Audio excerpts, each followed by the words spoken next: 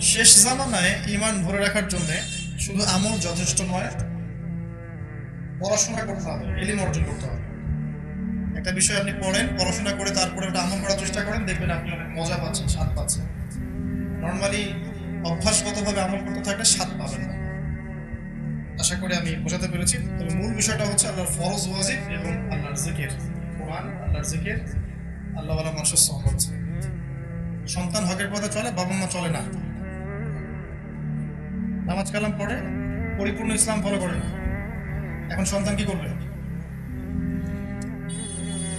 সুন্দর প্রশ্ন, এবং এটা আমাদের ইয়াং জেনারেশনের ম্যাক্সিমাম মানুষেরই সমস্যা।